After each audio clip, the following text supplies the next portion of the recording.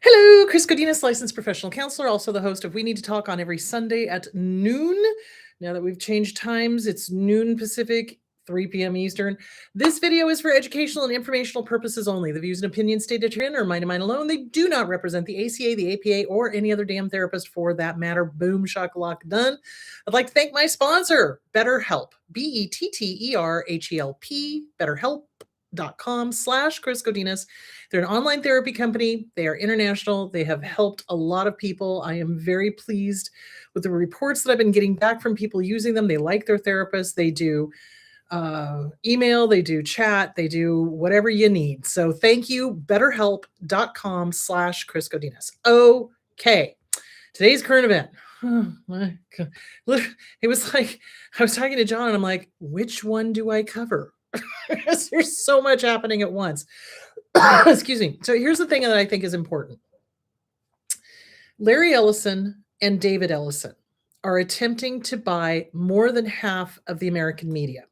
So there is a merger going on between Warner Brothers and Paramount Plus. And if that goes through, it's going to become a mega corporation, which is stupid because we did all these things to get rid of mega corporations and now they've all been slowly joining back together again.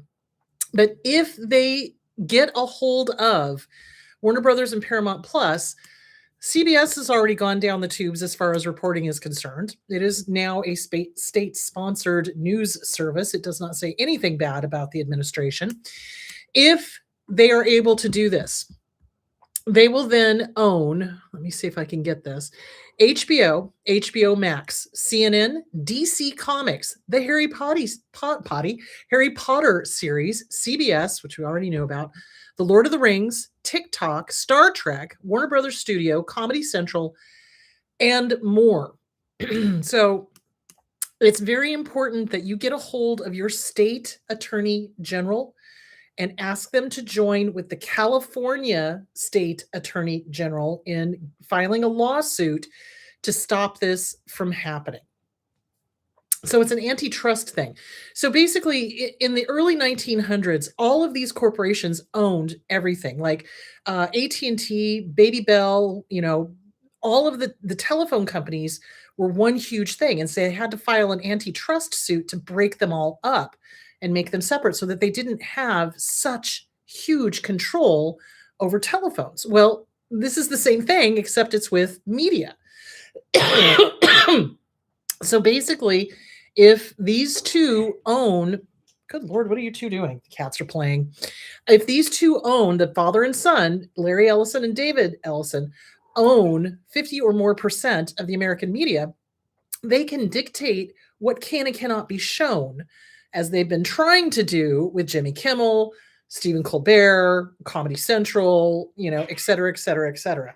So it's really important that you get a hold of your AG, your state AG, and ask them to please join with a lawsuit to stop the merger of Warner Brothers and Paramount Plus. Because what they're going to do is they're going to be able to dictate also the prices. Because if one company, what are you guys doing? Hello? Stop that.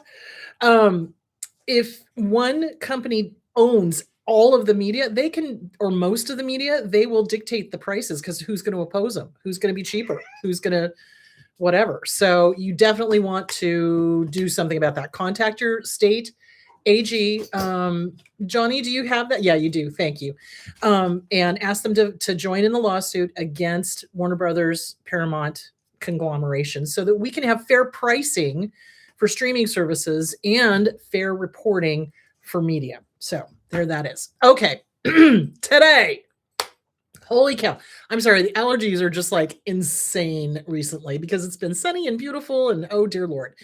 Okay. Today we are going to talk about bully bosses and bully coworkers. So narcissists are found in approximately 30% of the population. They are everywhere. They can be bosses, they can be coworkers, they can be friends, they can be family, they can be whatever. So about 30% of the population are narcissistic or have narcissistic tendencies. So If you are in a work situation, how do you know that it's bullying? How do you know that it's harassment? So here's what hey, you two, which part of stop? Thank you. It's Valletta and Penny. No, Gertrude. Valletta and Penny or Gertrude are going at it. What the heck? Anyway, sorry. I know. Sorry. I have all the cats in my office, so they're all yeah. Anyway, okay, so how do you know that it's bullying? Okay, workplace bullying is repeated health harming, meaning you dread going to work, you're having headaches, you've got anxiety, you don't want to see certain people, you're anxious, you're scared, you upset stomach, pacing at night because you just don't want to go into work. Boy, howdy. Health harming and unreasonable mistreatment that includes verbal abuse, intimidation, humiliation, or work sabotage. It often involves a power imbalance. It's usually by a boss to underlings, but it can be coworker to coworker, and creates a toxic environment that reduces productivity, increases staff turnover, causes significant mental, physical health issues. Effective responses include keeping it. Okay, so you're going to keep. Okay, we're going to get to that to a minute. So, verbal abuse, shouting, yelling, using offensive, insulting language, inappropriate sexual come-ons. Those are all harassment. Work sabotage, undermining work, withholding necessary information, setting impossible deadlines, or, and this is the one I've seen a lot, taking credit for others' work. So they'll have an underling do something, and suddenly the boss or the supervisor will march in and be like, I did this. And the underling is like, what? I gave up 3 weekends to do this. What are you talking about? They exclude people, social isolation. They exclude them from meetings, talk over them at meetings. They exclude them in social circles or team functions. They do intimidation or humiliation, public degradation, spreading rumors, smear campaign, constant unfair criticism. So, for example, what a narcissistic boss will do is they will set it up like their own family. So, in a narcissistic family, there is going to be a favorite child. There's going to be the golden child. So, one of the coworkers can do no wrong. They get away with murder. The other ones may be ignored middle child, and then, of course, scapegoat. So, they will pick people to play these roles. They don't ever allow people to be themselves. They don't ever allow people to, be authentic or be whatever. They have to put people in little neat boxes that they can control in their own mind. So it really does follow like a dysfunctional family. You'll have second moms in there. You'll have second dads in the really dysfunctional ones. It'll be like second husbands, second wives. There's a lot of hanky-panky going on. I mean, I've seen some offices that would make some of these soap operas look like, fake stuff. So, because this stuff does happen in the real world. So, so yeah, being left out of virtual meetings, that's hugely important. So this is what they do. It's a power and control thing. The reason they pick a scapegoat is one, they're mimicking their family of origin or their family. They're the triangulation of communication. They're the operator and everybody else has to go through them. That's one thing that they do, triangulation of communication. They're also intimidated by people. And usually they make the scapegoat the person that they are intimidated by. Yes, I will get to that. Can you, John, there's a question, but they forgot to put question on it. Do you see it? Okay, cool. Thank you. So I will answer that at the end. So they are intimidated by the scapegoats generally. In dysfunctional families, in dysfunctional workplaces, the person who's being picked on is generally the one who sees the pink elephant taking a crap in the corner of the living room, and they don't like that. They don't like the fact that you can see what's going on, and or both. The scapegoat is the one that's the most functional. They're the most they're the most competent, they're good at their job, and these people are threatened by the scapegoat. And so they've got to put them down. They got to make them look stupid. They got to make them humiliated. They've got to take credit for their job because they're afraid that this person is going to outshine them. Remember, it's a competition. Any and all narcissists you ever come across, it is always a competition. Always, always, always, always. And they have always got to be the best, the brightest, the most wonderful, the, biggest, the bigly, whatever. They've always got to be the top dog. And they cannot stand it if they see somebody that could possibly outshine them. This goes in families, sabotaging the child that's the most talented or the smartest or the whatever. This goes in workplaces, and coworkers will do that too if they're narcissistic. So, okay, so just kind of describing all of that. Physical threats. Pushing, tripping, threatening, just kidding. A lot of stuff is done with just kidding. So, okay. So you've got to understand that workplace bullies are no different than family of origin bullies because all narcissists are bullies. All narcissists are bullies. And all bullies tend to be narcissists. So it's if A, then B. So what you do with these people is the same thing that you would do if you were dealing with a family of origin that had bullies. So the most damaging thing that I have seen is that bullies do the smear campaign. Okay. What they're trying to do is they're trying to get everybody on their side first, right? So they start spreading rumors. And if you come in even 30 seconds late, they'll be the loudest talking about how you're always late or how you're always so late, et cetera, et cetera, et cetera. So what they're doing is they're doing two things. One, they're wanting to get people on their side because remember, they have to have everybody agree with them. So they're going to work the room, as it were, and try to get people to not like you. That's just what they do. So the smear campaign is only as successful as you allow it to be. So in other words, you don't want to defend yourself. That's the biggest mistake I see targets of abuse do is they suddenly get themselves into a defensive position. You absolutely do not want to defend yourself.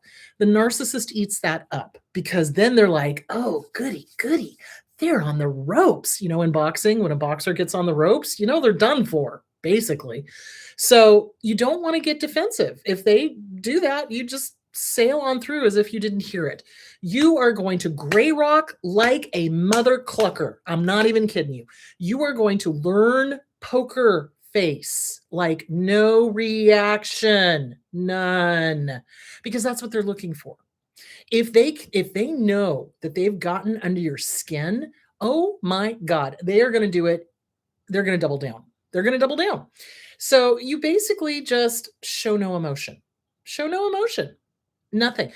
Narcissists get bored if they don't get the response that they're looking for. The other thing that you're simultaneously going to be doing is you are going to be documenting like you are a National Geographic scientist discovering a new country. Seriously, I want you to document the living crap out of everything. Who was there?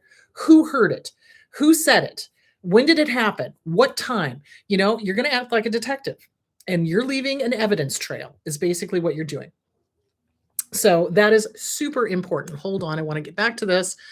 Okay. Document everything. Keep a private log off company devices. You do not want anything on a company device. Dates, times, actions, witnesses, and how it affected you. So just to give an example, John, do you mind if I use that example from your past job? Okay. So John had a job, the company shall remain nameless, but he had a boss that was we used to call him Herman Munster. That's what he looked like. And he was heinous. He would, steal people's ideas, take credit for their work, constant. He honestly felt like if he was above them, hitting them, that they would somehow work better. Poor John, he got to the point where he was up all hours of the night, pacing. Oh my God, oh my God, oh my God, oh my God, oh my God, oh my God, what do I do? What do I do? What do I do? What do I do? What do I do? Because he was being targeted as the scapegoat. And this guy was a jerk. I mean, he stole stolen valor, stolen, oh, I took credit for this, that kind of thing. And so finally I was just like, baby, get out, get it.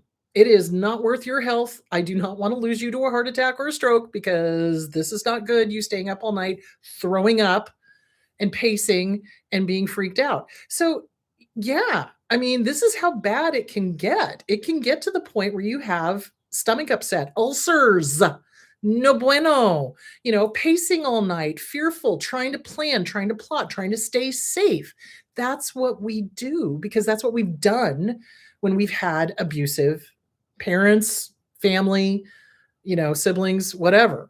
So, yeah, it can get really bad. Document that. If you have to go see a doctor, get their notes. Absolutely. So, you're going to document as much as you possibly can to show that this behavior is egregious and unacceptable, and this is what they're doing. Now, hold on. We're going to get into it's going to get sticky. Hold on. All right. You're going to review policies, be able to quote chapter and verse of the employee handbook to see if the behavior violates company policies. Now, up until recently, most companies have anti-harassment, anti-sexual harassment, anti-everything. With everything that's going on in this country, I don't know if that's going to continue. So you do want to look at your company policy and make sure that that is, hey, okay, this person is violating this. Absolutely. Set boundaries. Okay, now here's where it gets sticky. You could just say no. I know, sounds stupid, but bullies tend to be cowards. They really do. Unless, of course, they think that they've got the masses behind them. Hold on just a second. So I worked in an office up in Oregon. It was a mental health hospital, dear God. And this new girl came on, and they were paying her an outrageous amount of money compared to the rest of us and compared to two of the workers who had been there for 20 years. So I went into the boss and I said, look, I know I'm one of the newer people here and I am not personally asking for a raise, but Teresa and Shelly have been here for 20 years and you're going to give this new girl who's doing half their work this huge salary? What is going on? That's not right. It's not fair. Well, lo and behold, I got everybody raises. So, not that boss was necessary. That boss in particular was not a bully. The boss above her was. So, squeaky wheel gets oiled, guys. It cannot hurt to speak up. Caveat, if the big boss that you're talking to is the narcissist and is the bully, you might lose your job. So, but again, it's kind of like, okay, do you do nothing and you keep putting up with the abuse? Because let me tell you something and let me clue you into something. Narcissists don't stop. If they think they're going to get away with a behavior, they're going to continue and they're going to push the envelope. Why? Because they tend to be dark triads: psychopath, narcissist, control freak, and they get off on seeing how far they can push because they're a-holes. Point blank. So you could, say, for example, you're in a meeting and the narcissist starts talking over you. You can stop in the meeting and just go, please don't interrupt me. Now, there's going to be payback for that. I can guarantee it. But if you say nothing and you stand there like you're ashamed or you're embarrassed or you shouldn't be talking, you own that space. Excuse me, please don't interrupt. When I am done, you can ask questions. They're not going to like it. Oh, well, but they may not continue to do it because now, I can't just push this person around. Well, I need to find somebody I can push around. Like, I have seen narcissists literally at office situations look for whoever they thought was the mousiest person that they could push around. I need somebody I can push around. I've actually heard that, and it's, well, it's not this chick. So, anyway, the point being is they're cowards for the most part. They're not cowards if they think they have the masses behind them. So if they're unsure if they have the masses behind them, you probably will be able to go, hey, please wait until I'm finished. And that's going to draw a boundary. Now, they're not going to like it. They may retaliate. They may whatever, but What are you going to sit there and take it? I wouldn't. I would also start looking for another job. I would. And I know in this job economy sucks ass. Anyway, the point being is they're cowards. And generally, when you gently but firmly confront, they tend to back off, especially if you're, making clear it's like, I will not be treated like that. I will not. This is against company policy. I will not be treated like that. So you could say something like that. Are they going to like it? No. Are they going to continue? They might, but generally they don't if they think they're going to get in trouble. So, okay, hold on. Let's continue with this. Review policies, set boundaries. Okay. Report formally. Now, here's where we come into the sticky wicket. So HR is not there for you. Let me be 110% clear. HR is probably not going to help a whole lot, except HR is there to keep the company from being sued. Let's be clear. So HR is there to make sure that the company doesn't get harassment lawsuits, violations of federal law, et cetera, because they don't want to be sued. They don't want to lose money. A lot of companies hire outside HRs that are not even in the company. They're an outside HR company. So they don't really know the inner workings like an in-house HR would. So many things that have changed over the years, and that is one of the worst ones, because an outside HR, like I said, is not going to know the intimacies and the players in this company to understand, oh, this is the dynamics. Oh, this is a red flag. Oh, we need to do something about it. Do you see where I'm going with that? But you only go to HR after you have documented everything. So you can show this has been going on for 3 months. This has been going on for 6 months, whatever. And here are the witnesses, and here's the company handbook, and here's what's happened, and here's what's happened in this meeting, and here's what's. So you paper trail, basically. And you let them know that you've gone to talk to them and say, hey, not okay. I'm really not interested in being interrupted when I'm giving a presentation at work. Thank you very much. Or whatever, if you can document and show that they're doing retaliation for you drawing boundaries, even better. And then you report it to HR once you have all your documentation lined up. Okay. And don't expect HR to be helpful. They're not. What you're basically doing is you're showing a chain of command. So if the person harassing you is your boss, you can't necessarily, you can go and talk to them. If nothing happens, you could go to their boss. Okay. And just be like, hey, this is happening. I just wanted to make you aware of it. Now, some companies are okay with that. Other companies are not. It depends on how unethical the company is, to be perfectly honest. For me personally, having been a manager many years ago, if somebody came to me and said, hey, somebody is harassing me, I would be on them like white on rice. Not the person reporting, but the person who was doing the harassing. I'd be like, what the frick do you think you're doing? That's not okay. You do not harass other employees. Give them a written warning, give them a, whatever, and put it on their file. And if it happens again, fire their hind end and the rest of them. But that's me. So an unethical company will get angry at the person who's doing the reporting. Welcome to upside down and backwards world. Yeah, in a healthy, normal world, people would stop this crap from happening. So, okay. So you've gone above, you've followed the chain of command, you've talked to the person, you've gone above them. Now you're going to HR. Now you've presented everything. You can then at that point file a complaint with the EEOC, which is what is the name of the EEOC? Hold on. Hold please while I remember what I'm talking about here. EEOC. Boop. Equal Employment Opportunity Commission. You can file a complaint with them for harassment if nothing is done. So after you've talked to HR and if nothing is done and they are continuing to harass you and you can show that, then you file a complaint with the EEOC and hopefully they'll investigate it. However, with this administration gouging and cutting all of the employees at all these federal offices, whether anything is going to happen is anyone's guess. So in the old days, I would say go to the EEOC for sure something will happen. Today, you can go to the EEOC and we'll see if it actually gets somewhere. So, practically though, what you want to do is start looking for another job, especially if you understand or you feel that this company is more interested in protecting itself. This company is more interested in protecting abusers. This company is more interested in, whatever.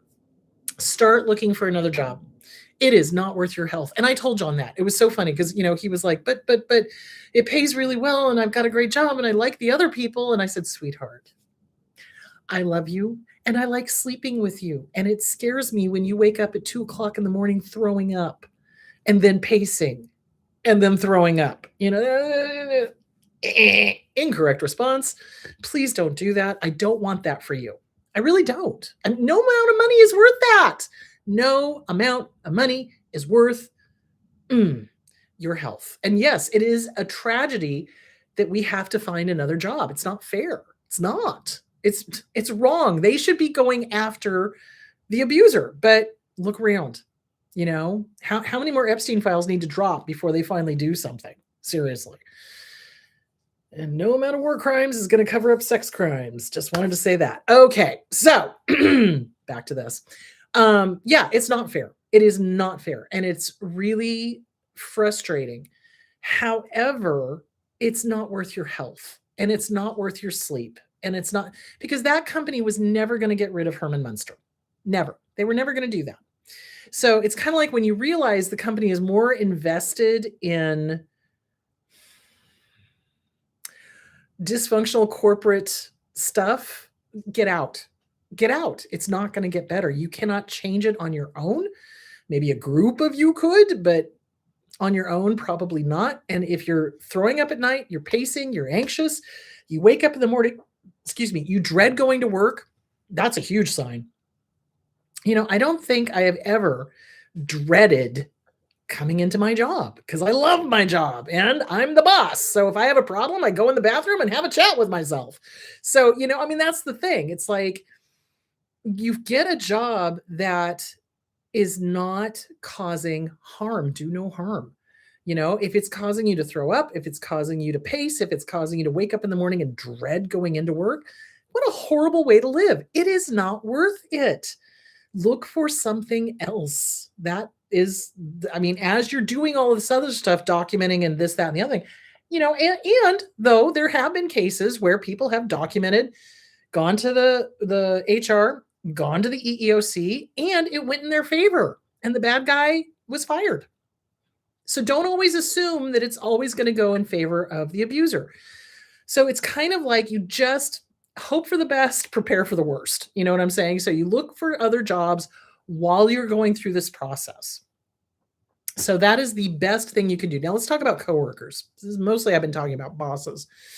So coworkers carry less danger, I think, than bosses do, because coworkers, yes, they can be snarky, they can be nasty, they can be, exclude you, the whole thing. But really, at the end of the day, does it matter? Do you really want to socialize with these people? It's kind of like, okay, okay, so I have a coworker that, is just nasty and gossips and the whole thing. Gray rock them. Put your earphones in, do your work. It's like, talk to the people you like and literally ignore them. So that will drive them crazy and they may up their behavior. But if they do, that's, again, you go to your boss and be like, hey, this is what I see happening. I am not interested. I am here to do my work. And that's all I want to do. I do not want drama. I'm not interested in drama. I'm here to do my work and go home. That's it. And get a paycheck so I can go live my life. Thank you. And, I think most bosses would be okay with that, although if you have a dysfunctional boss who is a narcissist, maybe not. But if it's a coworker, gray rock them. Consider them like that family member that comes in and starts insulting everybody. You just gray rock them. Laugh in their face. Gray rock them. Don't be upset by it. Don't take everything they say personally. What they say and do has more to do with them than it does with you. And 9 times out of 10, they're jealous. They're threatened. They're, they're scared that you're going to outshine them. They may try to sabotage you. They may try to do all sorts of stuff. Yeah. Consider the source and effing forget it. It's like, who is this person? Nobody in the scheme of things. Do they try to make your life miserable? Yeah, but don't let them. Don't let them. Put in your earphones, ignore them, gray rock them, do your work, hang out with the people you do like, go home. That's it. If that coworker, though, starts a smear campaign, that's harassment. Document, get evidence, who was there, who heard it. If they try to take credit for your work, absolutely do not allow that. I'm ballsy enough that I would be like, I'm sorry, but I did all this work. Thank you. Who are you? It's like game on, gloves off, game on. So you don't put up with it. Don't be intimidated by these people. So remember, narcissists, when they're trying to intimidate people, they work through fear. I'm going to intimidate you. I'm going to smear you. I'm going to make you look bad. I'm going to steal your work. Obligation, you owe me. I don't know how they would do that unless they were a boss. I could see them doing the whole, I have your job in the palm of my hands and I can do what I want. I could see that. Guilt. Oh, that's the other thing. Oh, you don't do enough around here because you're unwilling to work overtime all the time. Oh, that's BS. Overtime should be an every once in a while thing. I have seen bosses demand overtime week after week after week after week after week after week after week. Yeah, that's not the way it should be. Overtime should be, year-end stuff, trying to get stuff done for reports and things like that. I've seen that, and that's okay because it's only like a week or two out of the whole year, So don't allow them to take advantage of you. That's the other thing I've seen is that they'll call people in consistently on the weekends or call them after work. Oh my God. I had an insane boss that would call people in a dead drunk stupor and just talk to them and get pissed off when we didn't respond or if we hung up on him or, it was nutty. I left that job, but it was like crazy. I mean, he'd call at 2:00 in the morning and want to play for us his newest composition that he was sure was going to be the next hit. And I'm just like, oh, we have entered crazy land. Yes, yes. And he did that to everybody in the office. It was insane. So yeah, boundaries. I took to finally just unplugging my phone because it was like that was a landline. You could tell how long ago that was. So I just unplugged my phone. I was like, I am not playing this game. I'm not going to listen to some drunk guy at 2:00 in the morning playing really bad music, telling me how it's going to be his next greatest hit. No, thank you. So yeah, boundary things that you would not, if you would not put up with that from your family, why the hell would you put up with it from a boss? You know what I'm saying? So it's like work is work, home is home. Neither the two shall mix. You know what I'm saying? So if they're calling you after work, if they're calling you at inappropriate hours, if they're asking you to do their dry cleaning, if they're, any of the things that narcissists do, and this guy did, you leave, you look for another job and you get out because you can't fix it, especially if they're the owner or they're the boss. Coworkers do the whole harassment thing because they're jealous. Bosses do it because it's a power and control thing. It's slightly different. The smear campaign is the one that is going to get you the worst, I think. And with the smear campaign, you deal with it the same way you deal with flying monkeys. It's like you don't defend yourself. You just, that's interesting. And you go on about your work. If they see that it's not getting to you, well, it's no fun. What really they love is when you're like, oh, but that's not true. I didn't do that. I was on time. I did. No. Do not defend yourself. Do not defend yourself. They have already judged, jury, and executioned you in their heads. So don't bother defending yourself. You just go, well, that's interesting. And yeah, move on. Seriously. Okay, let's see if there's anything else over here I wanted to say, and then we're going to get to questions. Physical threats, of course, or sexual threats, inappropriate touching, kissing, coming on. Oh, Christmas parties are notorious for that. Yeah, you don't want that. Okay, document everything, review policies, set boundaries, report formally, then go to the EEOC if nothing's happening. Seek support, get a therapist, seek advice from trusted colleagues. If there's a support group for people who've been harassed at work, join that. Yeah, and it can absolutely cause sleep disorder, stomach problems, headaches, nausea, chronic fatigue. Okay, so a lot of bullying violates anti-discrimination laws based on race, gender, or religion.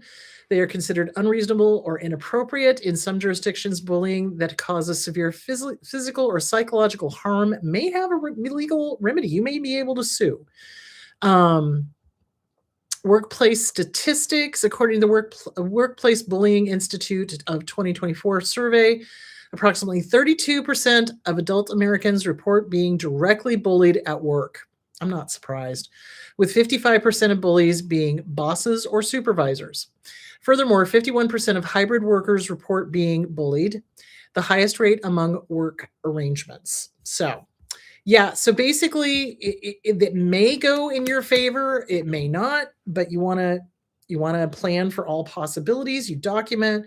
Once you've documented, you've got everything going, you go to the next line of chain of command and let them know. And if the company's dysfunctional, though, they'll side with the abuser. So that's a possibility, and you may be the one that's fired. At that point, though, I think you should talk to an attorney. I really do. Um, so, okay. And then you go to HR after you've talked to everybody that you can talk to, go to HR, file the complaint. If HR is outside, if it's an outside HR, they may or may not be much help.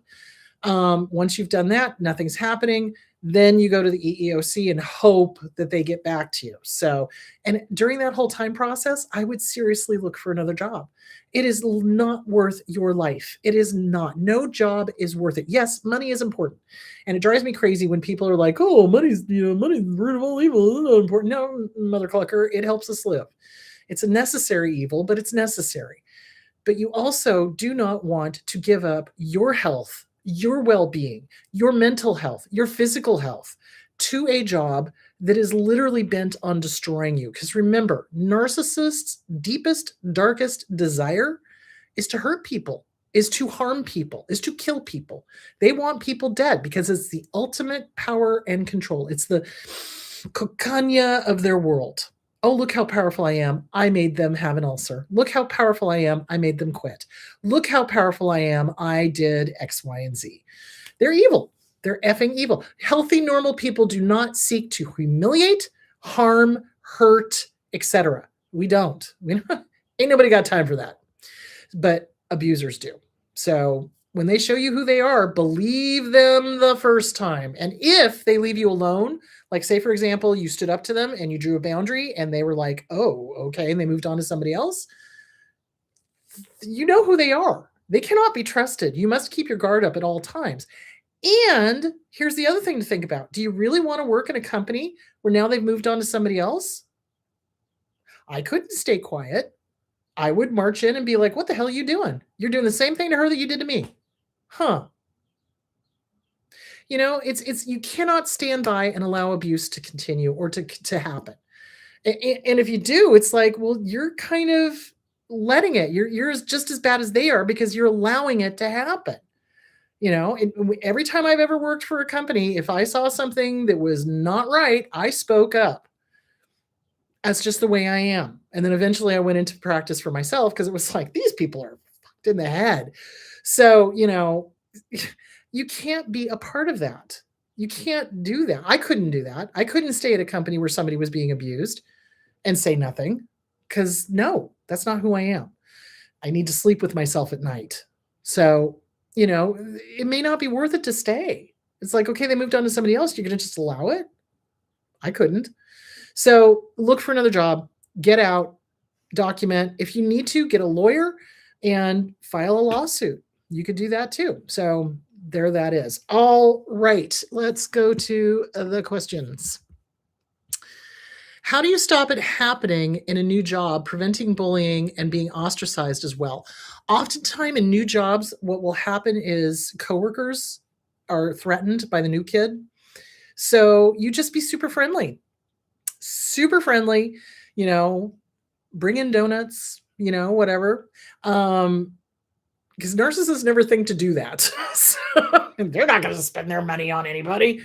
But you just be super friendly and let them know, like once a week I would bring in donuts for the whole crew. That's what you do. You do things that let them know you're not a threat and hey, I'm part of the team and we need this. And do you see where I'm going with that? So you just be friendly. You just let people know who you are, show them who you are.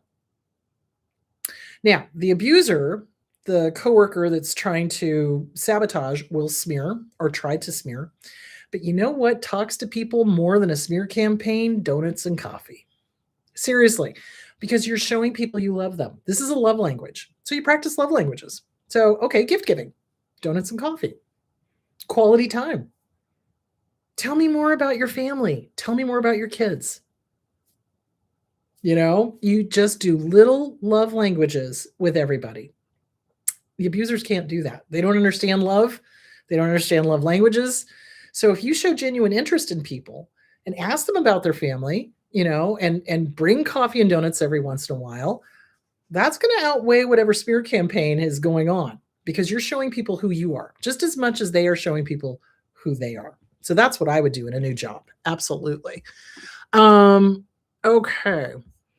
And you call it out. You draw boundaries. So in a new job, you just do not allow disrespect. And you can be nice about it.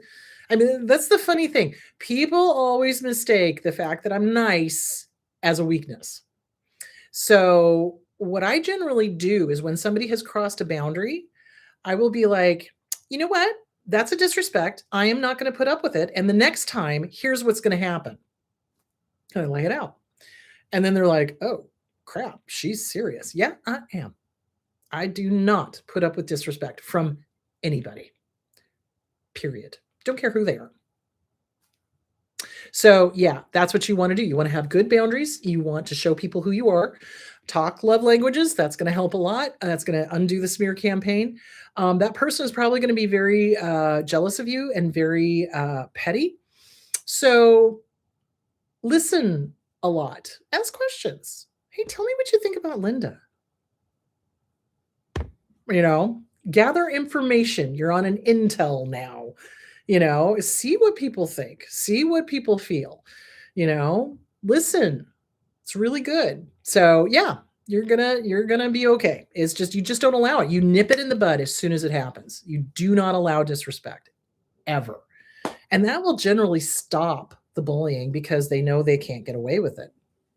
So there's that. Okay. What if a person at work is not the boss, but they act like the boss? Oh God, yeah. Harass and insult the new coworker with no witnesses. How do you address it, or just ignore it? Think ignoring makes it worse. Yeah, ignoring makes it worse. I would definitely, it depends on what your relationship is with the real boss. Me personally, I would probably call it out to the real boss. I'd probably be like, hey, Joe, we need to talk. When is a good time?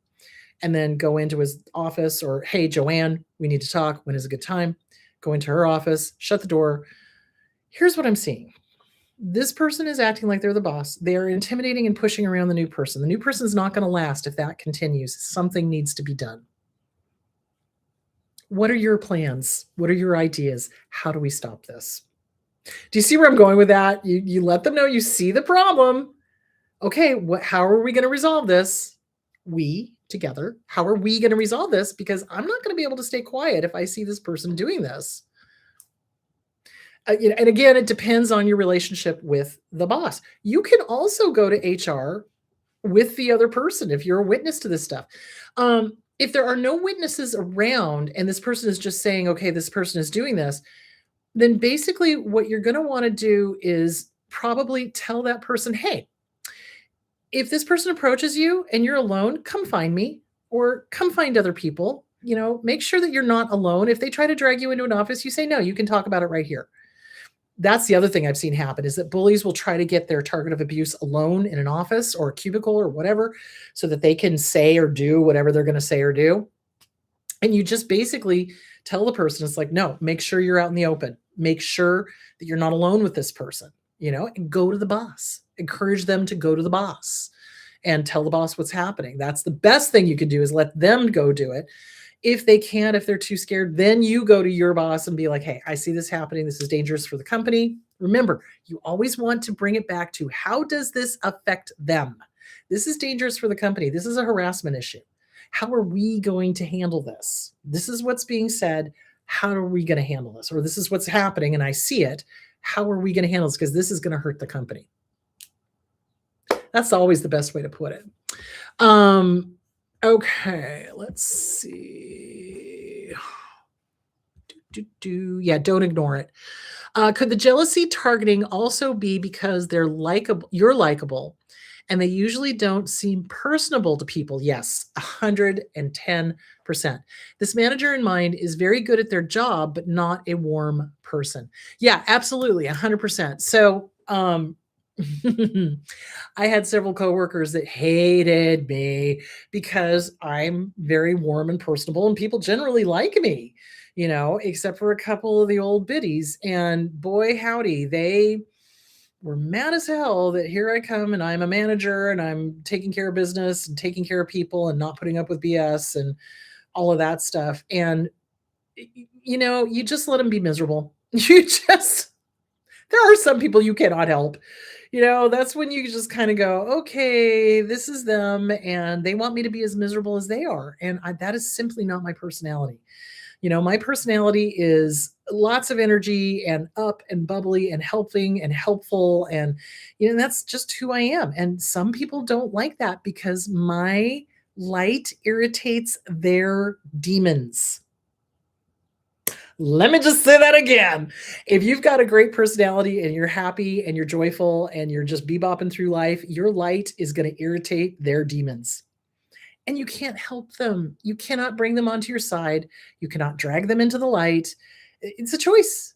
It's a choice. People make choices. Like, seriously, people make choices. And they decide whether they're going to be miserable or whether they're going to be happy. And it is a choice, moment to moment.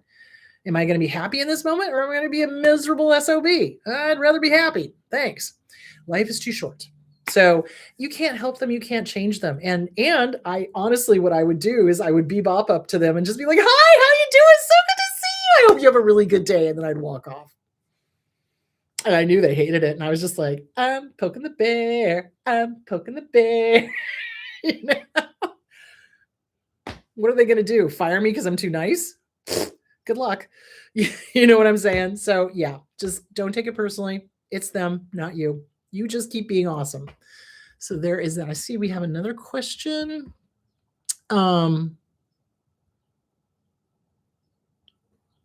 Okay. Are you the problem in every job if you get bullied in every job along with being ostracized? Not necessarily. So remember, bullies look for people who are, how do I explain this? Bullies look for people who are timid or who will not stand up for themselves or who are threatening to them or, whatever. What I would do is I would seriously look at taking assertiveness courses, saying no and meaning it, not putting up with BS. Absolutely. Really, in order to bully somebody, if I see somebody who is lagging in the job or maybe unsure of themselves or not confident, I'm not going to bully them. I'm going to bolster them. I'm going to help them reach their potential. That is your job as a manager. Your job as a manager, having been one myself, you help the team lift itself up. You are the lifter of the team and you help everyone succeed. That is success, is when everyone is succeeding. That is success. You don't pick out a member of the team and just on them. That is bad management. So I would definitely look into assertiveness training so that you learn how to say no assertively. And I would work self-respect, self-esteem, self-esteem workbook by Glenn Schiraldi. Absolutely. Codependency by Pia Melody, Facing Codependency. Disease to Please by Harriet Breaker.